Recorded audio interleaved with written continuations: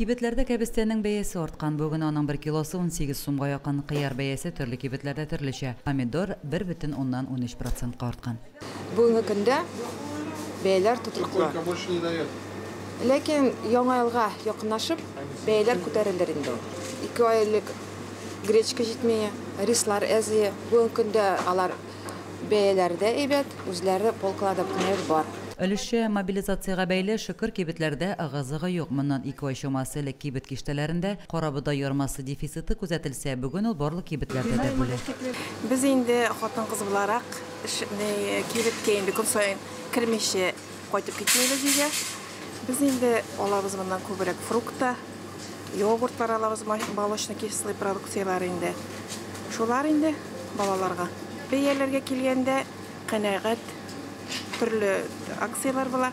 Аларны инде нитеп сөйнеп алабыз инде. Шул инде. Көндә кирәк инде продукция постоянно ашарга кирәк. Һәр көнне безнең үзебезнең покупательларыбыз бар инде. Һәр көн йөри торган. Кайбер кешеләр кирәләр бездә әйберне кыйбат диләр. Кайбер кешеләр инде сездә арзан икән бу магазиннар белән дип чагыштырып. Бездә хәзер кибетләр бик күп. Ассортиментлары бик күп. Сөйләп алу мөмкинлекләре бик күп. Сөт, ит продукциясын үзебез җитештерәбез.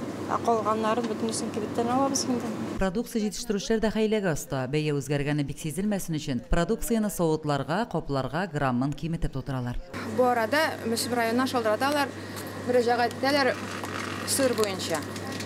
Алалар, кассага киләләр, 400 сум, 300 сум, 500 сум була кассада. Нигә дип алар әйтәләр? Чөнки күпчелек магазинда хәзер сырны куялар 100 грамм өчен дип.